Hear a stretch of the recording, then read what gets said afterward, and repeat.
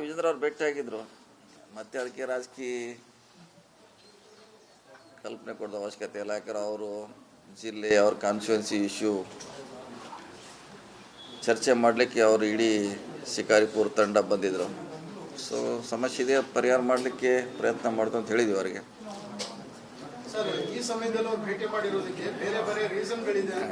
Reason ಏನಿಲ್ಲ, ಏನು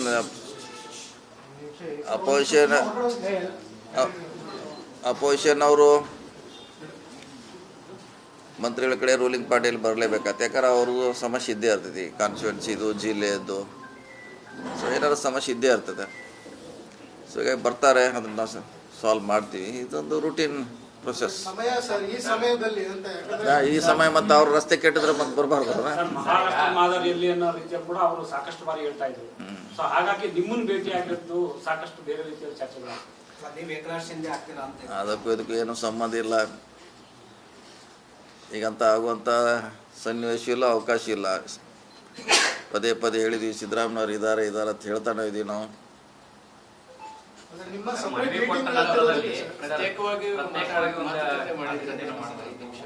meeting 1 ವರ್ಷದಿಂದ ಸ್ಟಾರ್ಟ್ ಆಗಿದೆ. ಹಿಂದೆ ಇದೇ ದಸರಾದಿಂದ ಸ್ಟಾರ್ಟ್ ಆಗಿದೆ, ಇನ್ನೂ ನಿಲ್ತಾನೆ ಇಲ್ಲ. ಅದು 1 ವರ್ಷ ಆಯ್ತು ಕರೆಕ್ಟಿಗೆ ನಮ್ಮ ದೋಸೆ. ಅಲ್ಲಿಂದನ ಹಂಗೆ ಮೇಲಿನ ಹೋಗ್ತದೆ, ಕೆಳಗೆ ಇಳಿತಾನೆ ಇಲ್ಲ ಅದು. 1 ವರ್ಷ ಆಯ್ತು ಕರೆಕ್ಟ್. ಇದೇ ಮೈಸೂರು ದಸರಾದಲ್ಲಿ 3 ತಾರೀಕು ಅಕ್ಟೋಬರ್ 3ರಿಂದ 1 ವರ್ಷ ಆಯ್ತು. ನಾವೀಗ ಬಸ್ ಒಂದು ಅಲ್ಲೇ ನಿಂತಿದೆ ಅದು. ಹೀಗೇನಿಲ್ಲ, ಬೈ ರೋಡ್ ಹೋಗ್ತಾ ಇದ್ವಿ, ಒಬ್ಬರೇ ಹೋಗ್ತಾ ಇದ್ವಿ ಮೈಸೂರಿಗೆ. ನೀವು ಮುಖ್ಯಮಂತ್ರಿ ಆಕಾಂಕ್ಷಿಗಳು ಜಾರಕಿಹೊಳಿ ಅವರು, ಪರಮೇಶ್ವರ್ ಅವರು, ಮಾದೇವರವರು ಸಾಕಷ್ಟು ಜನ ಇದ್ದಾರೆ. ಅವ್ರ ಸಪರೇಟ್ ಮೀಟಿಂಗ್ಗಳು ಆಗ್ತಿದೆ, ಕ್ಲೋಸ್ ಡೋರ್ ಮೀಟಿಂಗ್ಗಳು. ಮಲ್ಲಿಕಾರ್ಜುನ್ ಖರ್ಗೆ ಅವ್ರನ್ನ ಕೆಲವರು ಮೀಟ್ ಮಾಡ್ತಿದ್ದಾರೆ. ಏನ್ ನಡೀತಿದೆ ಸರ್? ಮೂಡಾ ಇಶ್ಯೂ ಬರೋಕ್ಕಿಂತ ಮುಂಚೆ ನಾವು ಕ್ಲೋಸ್ ಡೋರ್ ಮೀಟಿಂಗ್ ಮಾಡಿದ್ದೀವಿ. ಹಿಂದೆ ಕೂಡ ಖರ್ಗೆ ಅವ್ರನ್ನೂ ಭೇಟಿಯಾಗಿದ್ದೀವಿ, ಕೆ.ಸಿ. ವೇಣುಗೋಪಾಲ್ ಭೇಟಿಯಾಗಿದ್ದೀವಿ, ಸುರ್ಜೇವಾಲಾನು ಭೇಟಿಯಾಗಿದ್ದೀವಿ. ಅವಾಗ ಕೂಡ ಭೇಟಿಯಾಗಿದ್ದೀವಿ. ಇದು ಇಶ್ಯೂ ಬಂದದ್ದು 3 ತಿಂಗಳು ಈ ಕಡೆ ಮೂಡಾ. ಅದಕ್ಕಿಂತ ಮುಂಚೆ ನಾವು ಡೆಲ್ಲಿಗೆ ಹೋಗ್ತಾನೆ ಇದ್ದೀವಿ, ಭೇಟಿಯಾಗ್ತಾನೆ ಇದ್ದೀವಿ. ಸಾಕಷ್ಟು ಜನ ಮುಖಂಡರು ಈ ಕಡೆ ಪಾರ್ಟಿಯವರು ಆ ಕಡೆ ಭೇಟಿ ಆಗ್ತೀವಿ, ಆ ಕಡೆಯವರು ಈ ಕಡೆ ಭೇಟಿ ಆಗ್ತಾರೆ. ಸೊ ಅದಕ್ಕೂ ಹೋಲಿಕೆ ಮಾಡ್ಲಿಕ್ಕೆ ಆಗೋಲ್ಲ. ಮೀಟಿಂಗ್ ಮಾಡಿದ್ರಿ ಇಲ್ಲಿ 3 ಜನ ನಾಯಕರು, ಮತ್ತೆ ನೆನ್ನೆ ಪರಮೇಶ್ವರ್ ಜೊತೆ ಮೀಟಿಂಗ್ ಮಾಡಿದ್ವಿ. ಇದೆಲ್ಲ ಏನ್ ತೋರಿಸೋದು?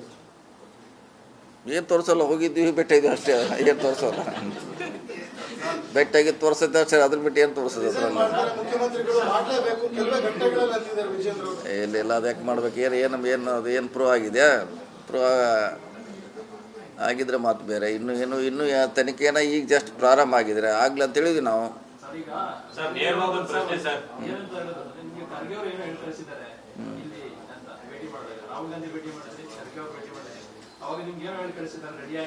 ಇಲ್ಲ, ಯಾವುದೇ ರೆಡಿನೂ ಇಲ್ಲ, ಏನು ಸೂಚನೆ ಇಲ್ಲ. ನಮ್ಮ ಕೆಲಸಕ್ಕೆ ನಾವು ಹೋಗಿದ್ದೀವಿ. ನಮ್ಮ ಕರ್ನಾಟಕ ಭವನ ಓಪನಿಂಗ್ ಮಾಡಬೇಕಿದೆ ನಮಗೆ 15 ತಾರೀಕು ನವಂಬರ್ ಹತ್ತಿರ. ಅದಾದಮೇಲೆ ಇನ್ನೊಂದು ಭವನ ಕಟ್ಟಬೇಕಾಗಿದೆ ನಮಗೂ. ನಿರಂತರವಾಗಿ ಡೆಲ್ಲಿ ಭೇಟಿ ಸಹಜ. ಸರ್, ನೇರವಾಗಿ ಪ್ರಶ್ನೆ, ನೀವು ಸಿಎಂ ಆಸೆ ಇದೆಯಾ ನಿಮಗೆ? ಸಿಎಂ ಆಗಬೇಕು ಅಂತ ಒಂಥರ ಆಪ್ಷನ್ ಓಪನ್ ಆದ್ರೆ ನೀವು ರೆಡಿ ಇದ್ದೀರಾ? 224 ಜನ ಎಲ್ಲರೂ ಆಗ್ಬೇಕಂತ ಎಲ್ಲರಿಗೂ ಆಸೆ ಇರ್ತೈತಿ. 224 ನಾನು ಬಂದೆ. ಅದ್ರಾಗ 224 ಎಲ್ಲರೂ ಒಂದು ಜೀವನಾಗ ಆಗ್ಬೇಕಂತ ಎಲ್ಲರೂ ಒಂದು ಸ್ಟೆಪ್ ಹತ್ತಿರಂದ್ರೆ ನೆಕ್ಸ್ಟ್ ಮಂತ್ರಿ ಆದ್ಮ್ಯಾಗ ಸೀನಿಯಾರಿಟಿ ಆದ್ಮ್ಯಾಗ ಡಿ ಸಿ ಎಮ್ ಆದ್ಮ್ಯಾಗ ಸಿ ಎಂ ಮುಗಿದ್ಮ್ಯಾಗೆ ಕೇಂದ್ರ ಸಚಿವರು 6ನೇ ಸ್ಟೆಪ್. ಅದು ಹಿಂಗೆಲ್ಲ ಅವರ ಆಸೆ ಇಟ್ಕೊಂಡು ಕೂತಿರ್ತಾರೆ.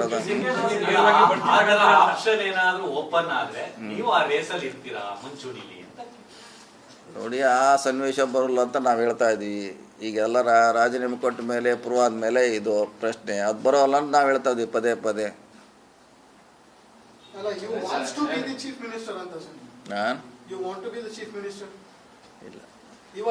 ಇವಾಗಿಲ್ಲ, ಮುಂದೆ ಅಂತ ಹೇಳಿದ್ರಲ್ಲ, ಮುಂದಿನ ಅವಧಿಗೆ ಅಂತ ಹೇಳಿದ್ವಿ.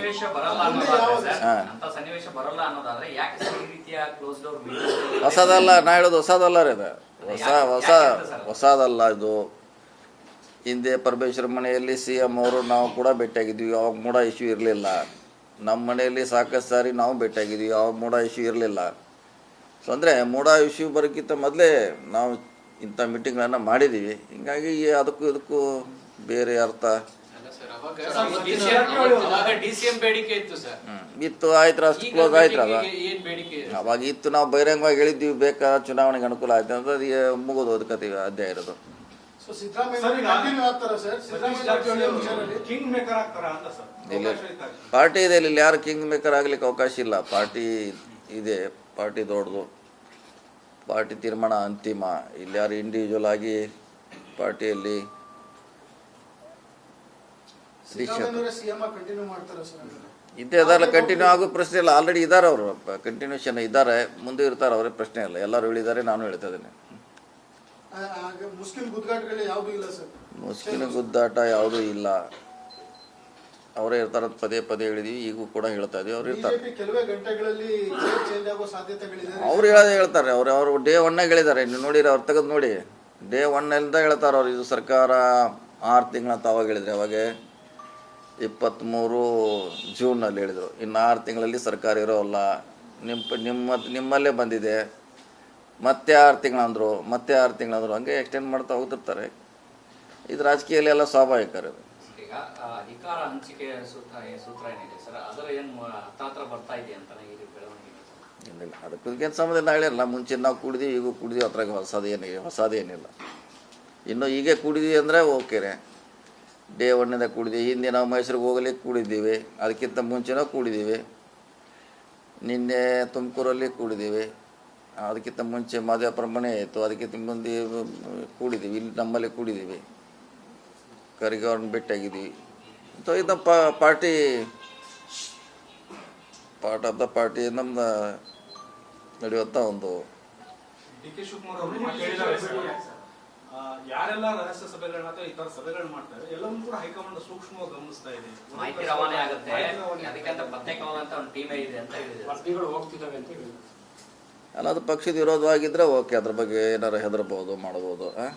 ನಮ್ಮ ಪಕ್ಷ ಕಟ್ಟಲಿಕ್ಕೆ ನಾವು ಕೂಡಿದ್ರೆ ಅದು ಯಾಕೆ ಹೆದರುವಂಥ ಅವಶ್ಯಕತೆ ಇಲ್ಲ. ಪಕ್ಷದ ಪರವಾಗಿ ನಿಂತಿದ್ವಿ, ಪಕ್ಷಕ್ಕೆ 12 ಗಂಟೆ ನಾವು ಟೈಮ್ ಕೊಟ್ಟಿದ್ದೀವಿ. ನಾವು ಯಾರಿಗೆ ಹೆದರಬೇಕಾದ ಅವಶ್ಯಕತೆ ಇಲ್ಲ. ಹೆಚ್ಚು ಟೈಮ್ ಕೊಡೋರು ನಾವೇ ಪಕ್ಷಕ್ಕೆ. ಕೆಲವ್ರದ್ದು ಪ್ರಚಾರ ಜಾಸ್ತಿ ಆಗ್ತೈತೆ, ಕೆಲವ್ರ ಪ್ರಚಾರ ಆಗೋಲ್ಲ. ತೆರೆಮರೆಯಲ್ಲಿ ಪಕ್ಷಕ್ಕೆ ದುಡಿತಾರೆ, ಅವ್ರು ಯಾರು ಫ್ರಂಟ್ ಲೈನ್ ಬರೋಲ್ಲ. ಊರಲ್ಲಿ ತಮ್ಮ ಸ್ವಂತ ದುಡ್ಡಿನಿಂದ ಪಕ್ಷಕ್ಕೆ ಕಟ್ತಾರೆ. ಅವ್ರು ಯಾರು ಬೆಂಗಳೂರಲ್ಲಿ ಹೈಲೈಟ್ ಆಗೋಲ್ಲ.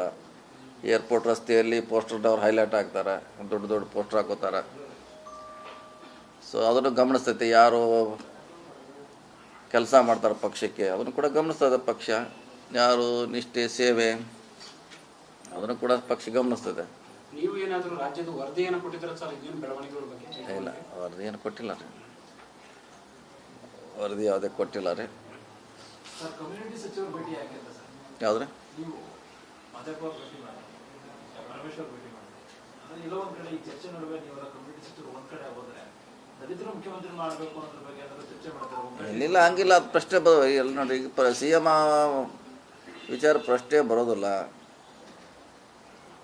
ಅಂತ ಸನ್ನಿವೇಶ ಕೂಡ ನಮ್ಮ ಮುಂದೆ ಇಲ್ಲ ಅಂತ ನಾವು ಹೇಳ್ತಾ ಇದ್ದೀವಿ. ಸೊ ಈಗ ಯಾರೋ ದಲಿತರಾಗೋದಾಗಲಿ ಇನ್ಯಾರೋ ಆಗೋದು ಅಂತ ಪ್ರಶ್ನೆ ಇಲ್ಲ. ಪ್ರಯತ್ನಗಳೇನಾದ್ರು ನಡೀತಾ ಇದೆಯಾ ಸರ್ ರಾಜ್ಯಕ್ಕೆ? ಅದನ್ನ ನಮ್ಮ ಕೈಯಲ್ಲಿಲ್ಲ, ಅದು ಹೈಕಮಾಂಡ್ ಕೈಯಲ್ಲಿದೆ. ಹೈಕಮಾಂಡ್ಗೆ ಯಾರು ಹೇಳ್ತಾರೋ ಅವ್ರು ಆಗ್ತಾರೆ. ಸದ್ಯಕ್ಕೆ ಪರಿಸ್ಥಿತಿ ಇಲ್ಲದೆ ಇರ್ಬೋದು, ಅಂದ್ರೆ ಮುಂದಿನ ತನಿಖೆಗೆ ಇಡಿ ಕೂಡ ಎಂಟ್ರಿ ಆಗಿದೆ, ನಾಳೆ CBI ಬರ್ಬೋದು ಬೇರೆ ಪ್ರಕರಣದಲ್ಲಿ. ಅಂತ ಪರಿಸ್ಥಿತಿ ಬಂದಾಗ ಅನಿವಾರ್ಯ ಆಗ್ಬೋದಲ್ಲ ಸರ್?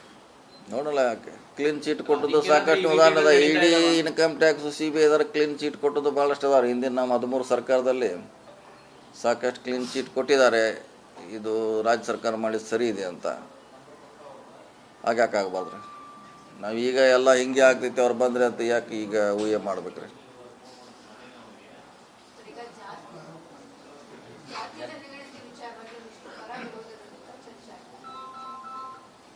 ಬರ್ಬೇಕ್ರಿ, ಇನ್ನೂ ಕ್ಯಾಬಿನೆಟ್ ಮುಂದೆ ಬರ್ಬೇಕ್ರಿ. ಇನ್ನೂ ಎಕ್ಸೆಪ್ಟ್ ಮಾಡಿಲ್ಲ. ಕ್ಯಾಬಿನೆಟ್ ಮಾಡಿದ ಮ್ಯಾಗೆ ಅದ್ರ ಮುಂದೆ ಸದನದಲ್ಲಿ ಚರ್ಚೆ ಆಗ್ಬೇಕಂತ ನಾನು ಹಿಂದೆ ಕೂಡ ಹೇಳಿದ್ದೀನಿ.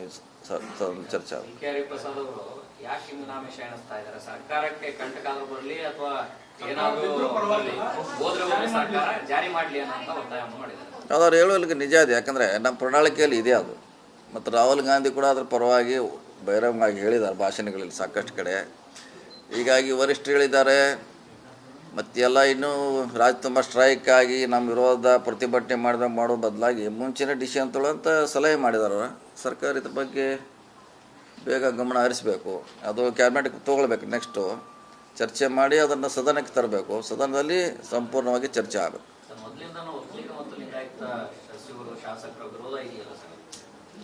ನೋಡಿ, ಅವ್ರ ವಿರೋಧ ಇದೆ. ಯಾಕೆಂದರೆ ನಮ್ಮನ್ನು ಸೇರಿಸಿಲ್ಲ, ಬಿಟ್ಟಿದ್ದಾರಂತ ಅಷ್ಟೇ. ವಿರೋಧ ಅಂದರೆ ಅದನ್ನು ಜಾರಿ ಮಾಡಲಿಕ್ಕೆ ಇರೋದಲ್ಲ ಅವ್ರದ್ದು. ನಮ್ಮ ಸಂಖ್ಯೆ ಕಡಿಮೆ ಆಗಿದೆ ಅಂತ ಅವ್ರು ವಾದ. ಎರಡು ಕಮಿಟಿ ಅವ್ರದ್ದು, ಈ ಸಬ್ ಕಮಿಟಿ ನಮಗೆ ಸೇರಿಸಿಲ್ಲ, ಅದನ್ನು ಹೊರಗಿಟ್ಟಿದ್ದೀರಿ ಅನ್ನೋದು ಅಷ್ಟೇ ಅವ್ರದ್ದು ವಾದ. ಈಗ ಅದು ಬರೋದ್ರಿಂದ ಆಗೋದೇ ಆ ಅಂಕಿ ಅಂಶ ಬರೋದ್ರಿಂದ ಶೈಕ್ಷಣಿಕ ಲಾಭ ಅಷ್ಟೇ ಇದೆ. ಅದು